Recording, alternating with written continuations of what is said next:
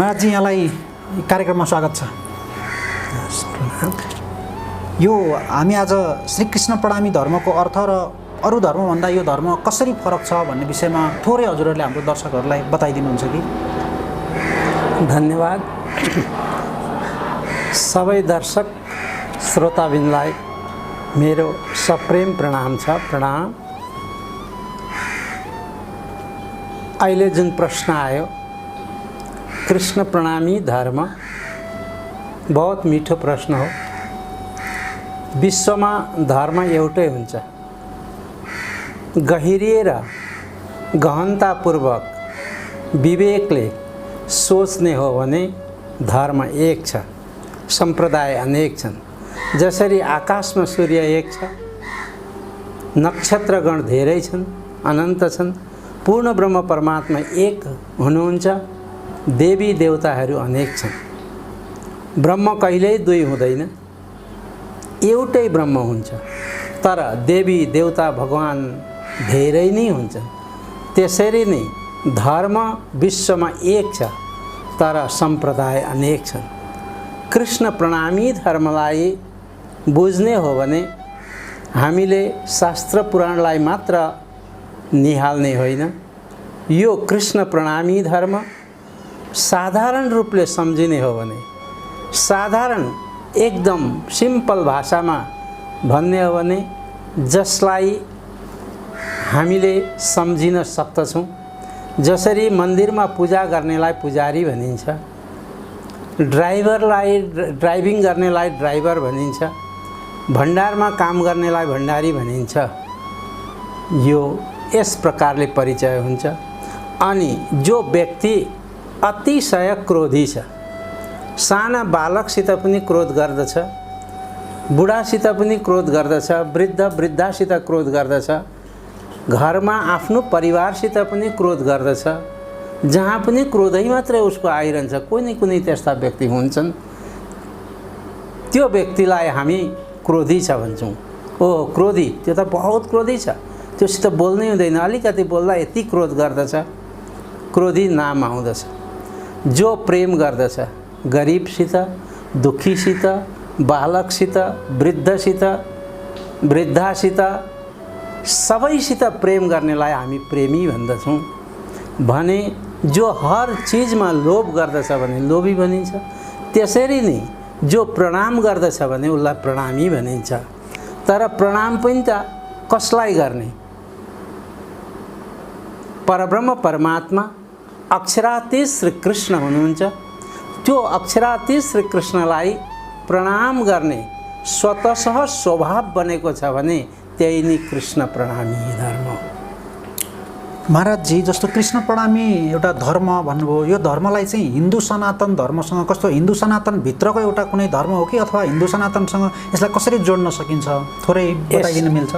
यस विषयमा पनि म हजुरलाई भन्न सक्छु कि यो प्रणामी धर्म, कृष्णलाई हामी के मान्दछौँ? चिदादित्यम किशोराङ्गम परे धाम्नि विराजितम स्वरूपम सच्चिदानन्दम निर्विकारम सनातनम।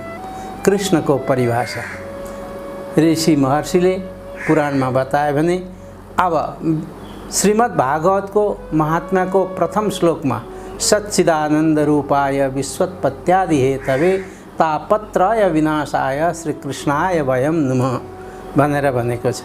त अब हामीले कसरी जान्ने भने कृष्ण के हो? पहिली कृष्णलाई हामी शुद्ध सनातन मान्ने, कृष्णलाई हामी हिन्दू धर्मावलम्बी मान्ने।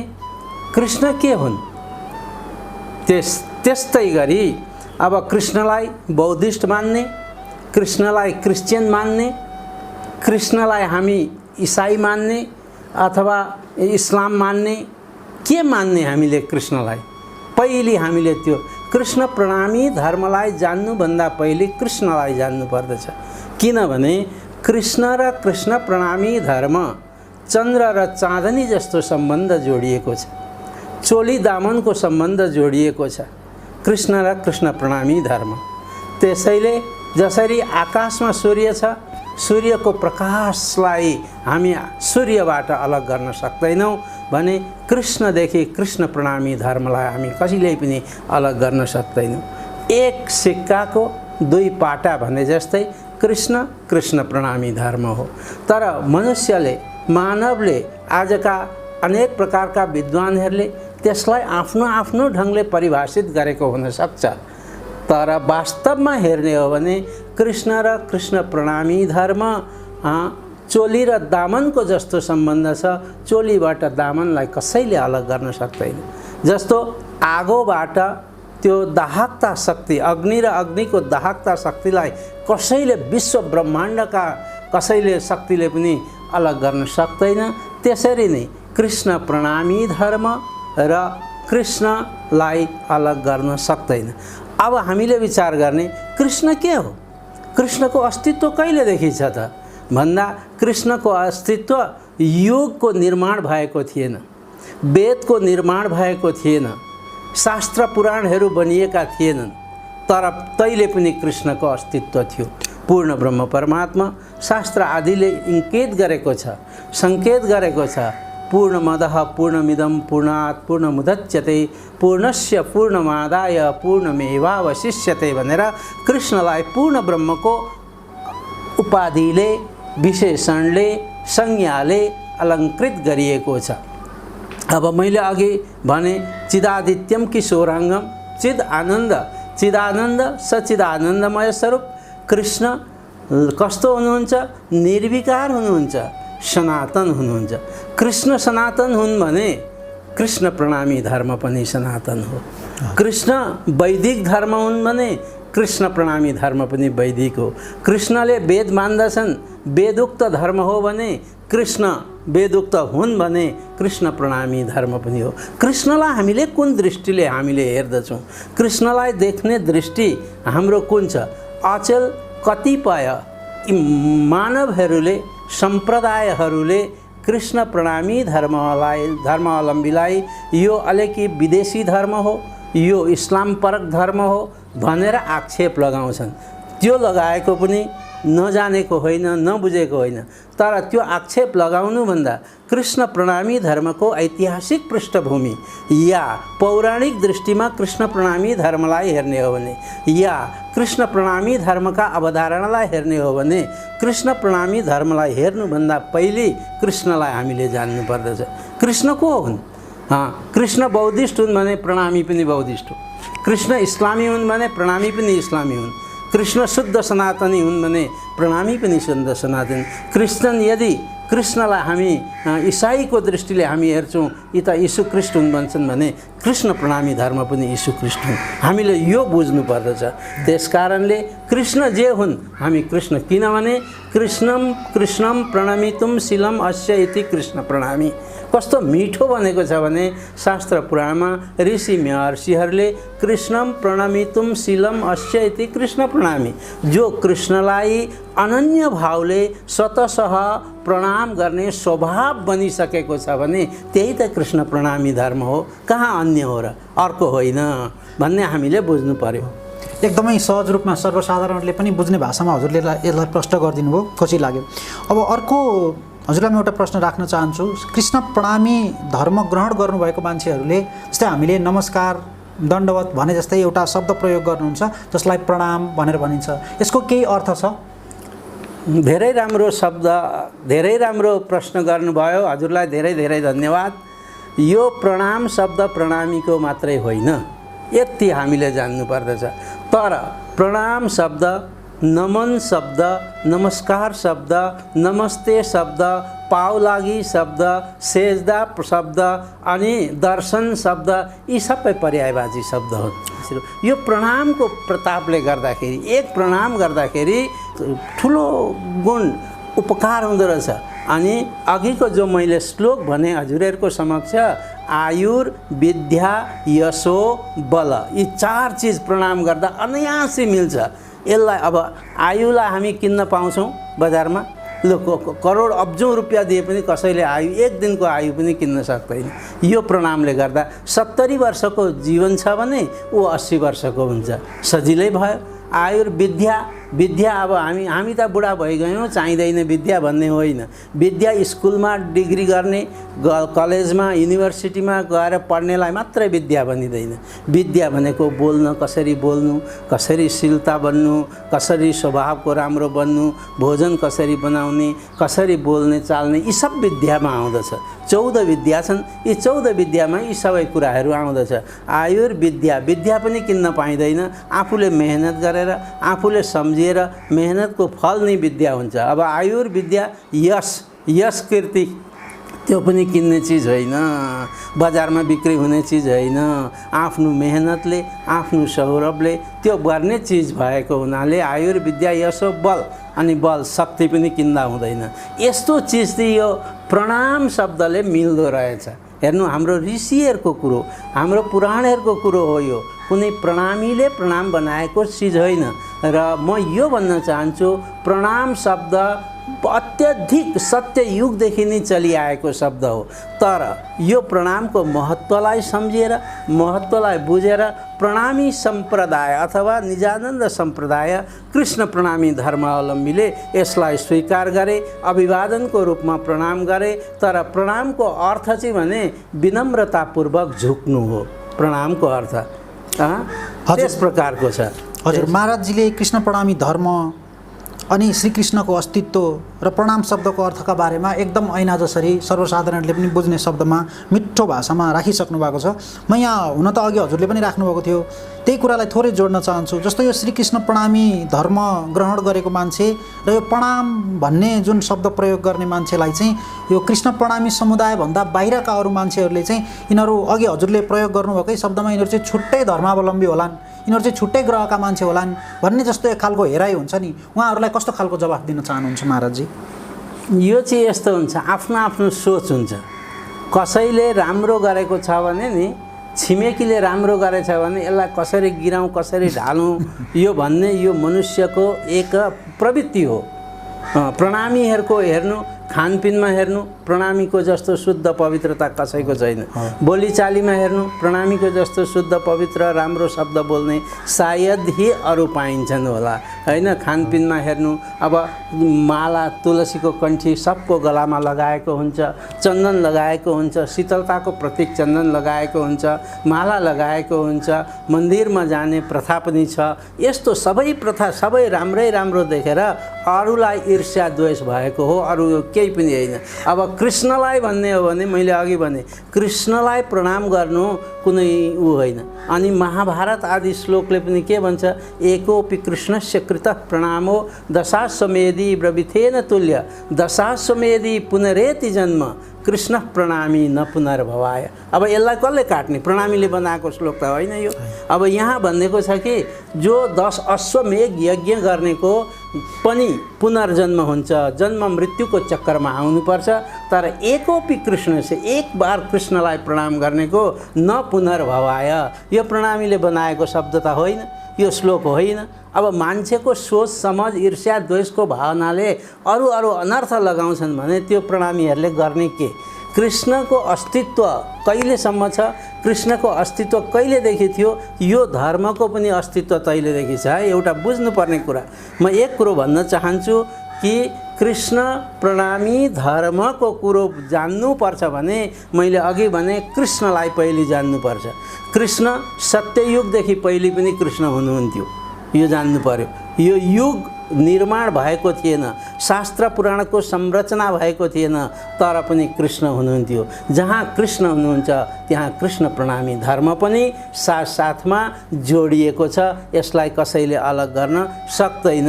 त्यसैले यो कृष्ण जे हो यो धर्म त्यही हो, शुद्ध सनातन हो यो धर्म पनि सनातन हो। कृष्ण हिन्दू मात्रै हो त कृष्ण यो धर्म पनि। त्यसैले कृष्णको अस्तित्व संसार पुराणहरू शास्त्रदेखि मात्र हेर्ने होइन, योदेखि पहिले आदि नारायण भगवान हुनुहुन्छ, जसलाई श्रीमन्नारायण नारायण नारायण सत्यनारायण भनेर हामी भजन गाउँदछौँ, सबै गाउँदछौँ। आदि नारायण भगवानको पनि उत्पत्ति भएको छ। उहाँ पनि एक सुवर्णको अण्डबाट उत्पन्न हुनुभयो, म जल देख्नुभयो, उहाँले एक हो हम बहुत श्यामा भनेर भन्नुभयो, म एक छु म जस्ता अनेक हुँ भन्ने इच्छा शक्ति उत्पन्न भयो। त्यो उत्पन्न भएको त एक अवधि एक कालमा भयो नि त, तर यो आदिनारायण भगवानको उत्पत्ति हुनुभन्दा पहिले पनि कृष्ण त हुनुहुन्थ्यो, पूर्ण ब्रह्म परमात्मा कृष्ण। त्यस कारणले यो धर्म आद अनादको धर्म हो, तर यो संसारमा आजभन्दा 400 वर्ष पहिले प्रकट भएको हो। संसारमा संसारको दृष्टिले हेर्ने हो भने यो धर्मलाई एक प्रकारको पर्दा लागेको थियो। त्यो पर्दा निजानन्दचार्य सद्गुरु देवचन्द्रजी महाराजले आएर फट्ट खोलिदिनु भयो। खोल्दा कृष्ण प्रणामी धर्म, यो धर्मको जो मन्त्र छ, यो धर्मको मन्त्र पनि कृष्णसित तादात्म्य सम्बन्धले जोडिएको छ।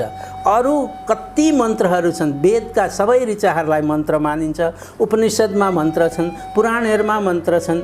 अनि मन्त्र भनेको गुरुहरूले पनि बनाएर शिष्यलाई दिन्छन् मन्त्र हजारौँ मन्त्र छन्। तर कृष्ण प्रणामी धर्मावलम्बी अथवा निजानन्द सम्प्रदायको मन्त्र भनेको साक्षात् परब्रह्म परमात्मा अक्षरातीत श्री कृष्णले उहाँको मुखारबन्धबाट विनिश्रित मन्त्र हो। यो मन्त्र यस्तो साक्षात् पूर्ण ब्रह्म परमात्माको मुखारबिन्दबाट निस्किएको यो मन्त्र हो। यदि कसैलाई मोक्ष चाहिन्छ भने यो मन्त्र जप गर्नुपर्छ, यो मन्त्रको शरणमा आउनुपर्छ। कृष्णको शरणमा नआई मोक्ष पाइँदैन, मुक्ति पाइन्छ। स्वर्गमा जानु मुक्ति हो, वैकुण्ठमा जानु मुक्ति हो, निराकार आदिमा जानु मुक्ति हो। तर मोक्ष आत्मालाई अखण्ड दिव्य अद्वैत धाममा लानु छ भने मोक्ष त्यसलाई भनिन्छ, जो कहिल्यै पनि यो संसारमा फेरि आउनु पर्दैन। त्यस्तो मोक्ष गति चाहिन्छ भने कुनै व्यक्तिलाई मानवलाई कृष्ण धर्ममा आउनै पर्दछ, तबसम्म मोक्ष पाइँदैन भन्ने हाम्रो अवधारणा छ। हजुर महाराजजी, हजुरले त यो त धेरै प्रश्न पारिहाल्नु। कृष्ण प्रणामी धर्म, प्रणाम शब्द अनि कृष्णको अस्तित्व लगायतका कुराहरू हजुरले नै अघि बोल्दाको बखतमा प्रयोग गर्नुभएको शब्द निजानन्द सम्प्रदाय भन्ने शब्द हजुरले पनि प्रयोग गर्नुभयो र यो एकदम चलन चल्तीको शब्द पनि हो। यसको शाब्दिक अर्थ हाम्रो सर्वसाधारणले बुझ्ने गरी बताइदिनुहोस् न महाराजजी। अब यसमा निजानन्द सम्प्रदाय, अब म पहिले सम्प्रदाय र धर्मको व्याख्या गर्नुपर्छ यसमा। हजुर, धर्म मैले सबभन्दा पहिले भनेको थिएँ, धर्म भनेको सबैको एउटै छ, एक धर्म छ। कुनै पनि यहाँ सम्प्रदाय अनेक छन्। मैले पहिले भने आकाशमा सूर्य एक छ, अनन्त तारागण छन्, धर्म एक छ, सम्प्रदाय अनेक छन्। जति पनि यहाँ संसारमा छन् यी सबै सम्प्रदाय हुन्। सम्प्रदायको अर्थ के हुन्छ भने नि बाटो, कुन पन्थमा हुनुहुन्छ, पन्थ भनेको बाटो, कुन सम्प्रदायमा। बाटो कहिल्यै पनि लक्ष्य हुन सक्दैन। धर्म भनेको लक्ष्य हो, धर्म भनेको गन्तव्य स्थल हो, त्यो धर्म हो। तर सम्प्रदाय भनेको बाटो।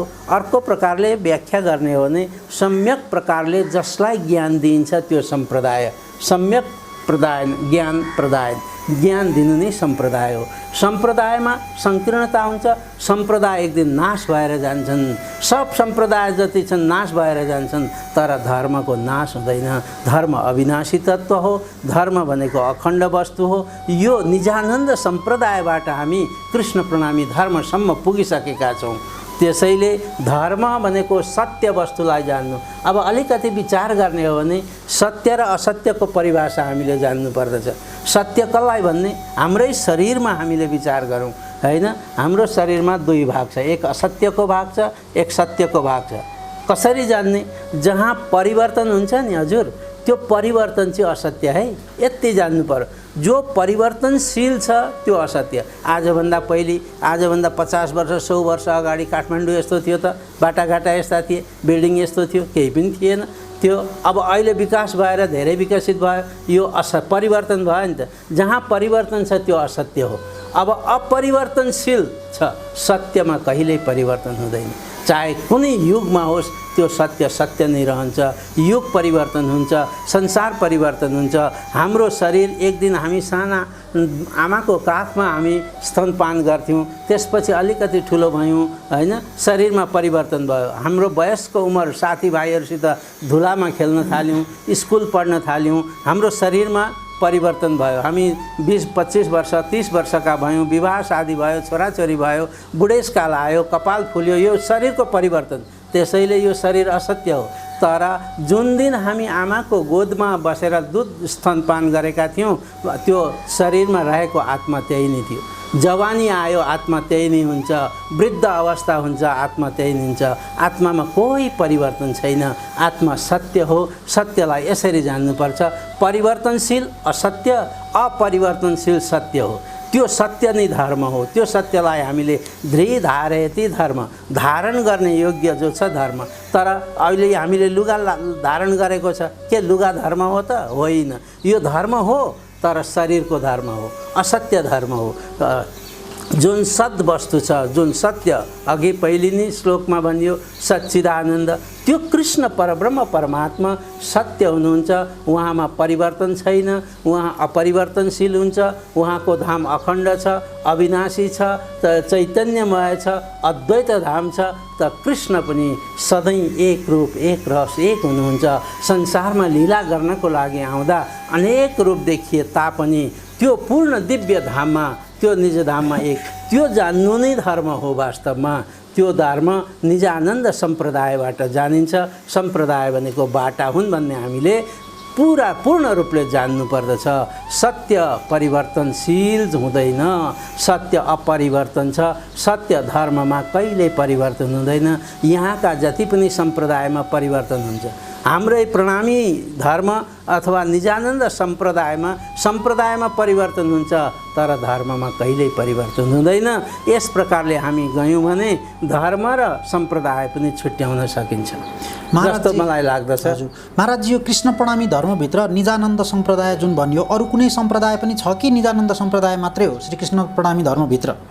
धर्मभित्र अब सङ्घ संस्थाहरू धेरै छन्, तर सम्प्रदाय मैले भने बाटो हो। निजानन्द सम्प्रदाय त्यो बाटोबाट कृष्ण प्रणामी अन्तिम छोर, अन्तिम गन्तव्य, अन्तिम लक्ष्यसम्म हामी पुगेका छौँ। अरू सम्प्रदाय यसभित्र सारा विश्व नै सम्प्रदायभित्र बसेको छ।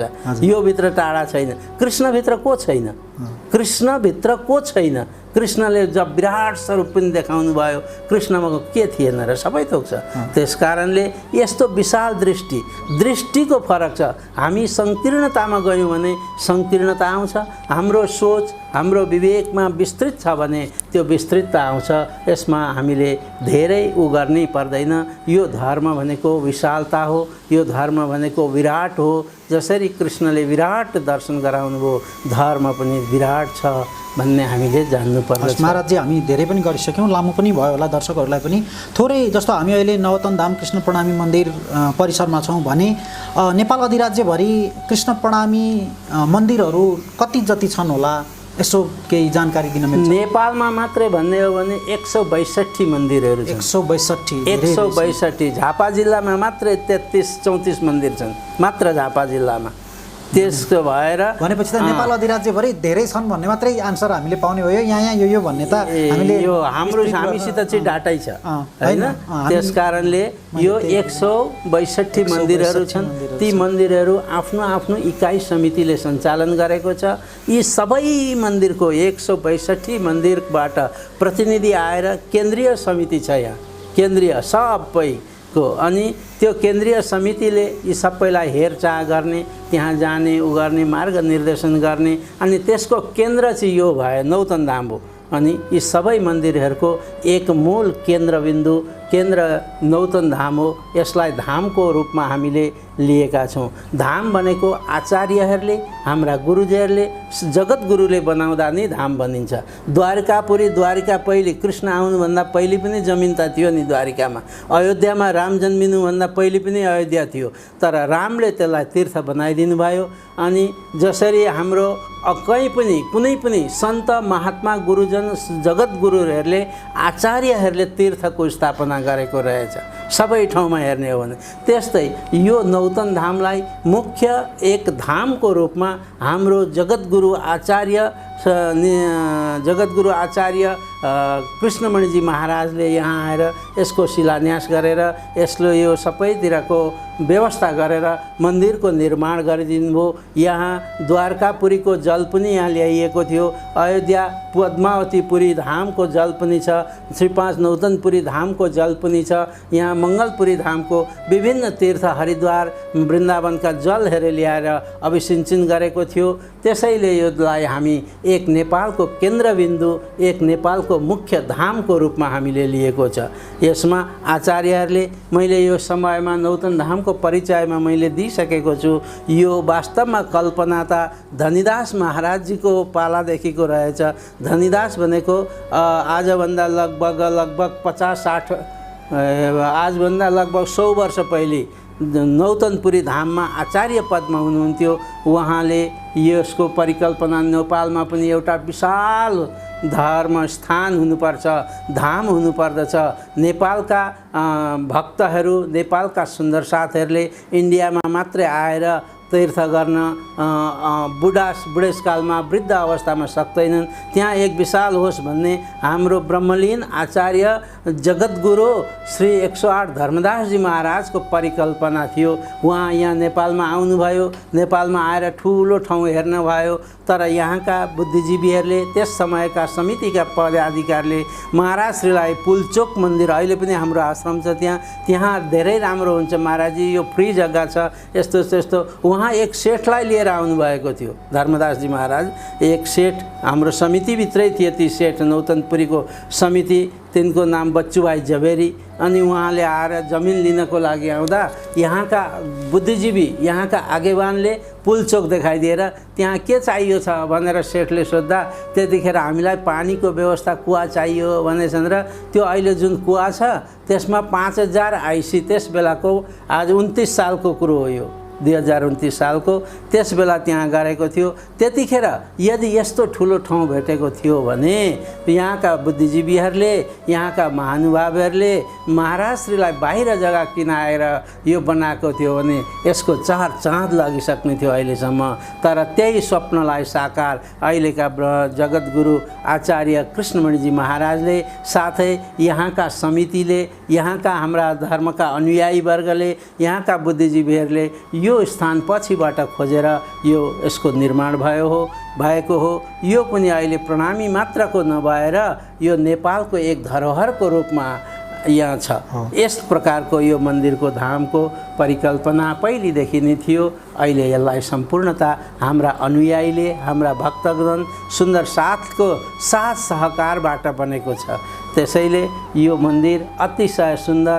अहिले धेरै दर्शनार्थी आउँछन् यहाँ अनि भन्छन् कि ओहो यो मन्दिरको एक स्वच्छता, एक पवित्रता, पशुपतिमा गयो भने पनि गन्दगी देखिन्छ, गुहेश्वरीमा गयो भने त्यस्तो, तर यहाँ कति पवित्र, कति स्वच्छता भनेर धेरैका मुखबाट सुन्न आउँदछ। एक स्वच्छ पवित्र डाँडामा यो मन्दिरको निर्माण भएको छ। यो एक हाम्रो लागि गौरवको कुरो हो। हामी प्रणामीको लागि मात्रै होइन, नेपालको पनि एक धरोहरको रूपमा यो मन्दिर परिलक्षित भएको। यहाँका नगरपालिका मेयरले यसलाई भन्नुभयो यो गोठाटारको गहना हो, हामीले यसलाई सजाउनु पर्छ, हामीले यसलाई फुलाउनु पर्छ भनेर बार बार उहाँले पनि भन्ने गरेको छ। यो यस प्रकारको प्रणामी धर्म। हजुर महाराजजी, जाँदा जाँदै एउटा क्वेसन, अन्तिम क्वेसन नै भनौँ, धेरै लामो पनि भइसक्यो।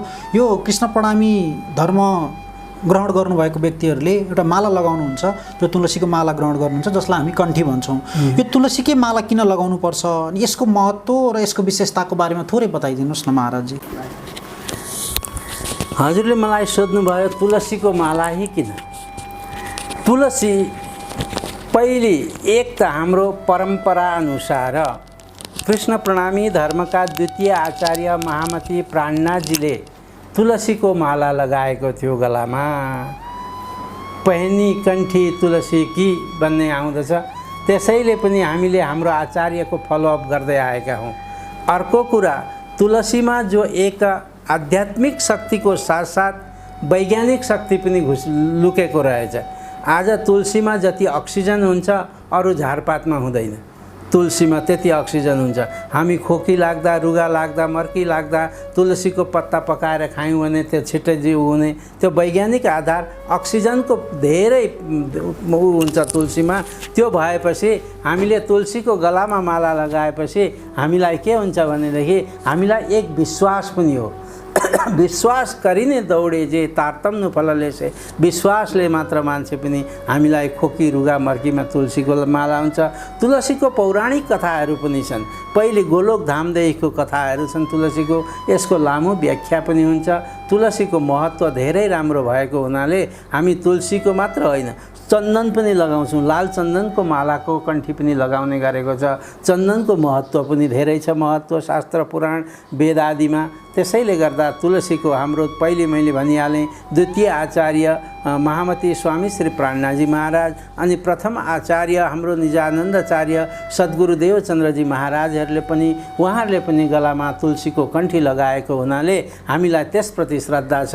हाम्रो आचार्यले, हाम्रो गुरुहरूले लगाएको भन्ने हामीलाई पूर्ण विश्वास र श्रद्धा भएकोले पनि हामी यो तुलसीको धारण गर्दछौँ। हस्, धन्यवाद महाराजजीलाई। यदि यहाँहरू बिचबाट हेर्दै हुनुहुन्छ भने, बिचदेखि हेर्नुभयो भने, उहाँ हुनुहुन्थ्यो श्री नवतन धाम कृष्ण प्रणामी मन्दिरका पीठाधीश श्री 108 अमृतराज महाराजजी। उहाँलाई धेरै धेरै धन्यवाद। उहाँले धेरै कुराहरू यति सहज र सजिलो भाषामा प्रस्तुत गरिदिनु भयो, जो एकदम सर्वसाधारण मान्छेहरूले हेर्दा पनि बुझ्ने भाषामा प्रस्तुत गरिदिनु भयो। आगामी दिनमा पनि उहाँबाट हामी विभिन्न किसिमका ज्ञानहरूको अपेक्षा राख्दै हामी आजलाई यति नै गर्छौँ। यो भिडियो यहीँ अन्त्य गर्ने अनुमति चाहन्छौँ। हस्, यहाँलाई धेरै धेरै धन्यवाद महाराजजी। हस्, प्रणाम।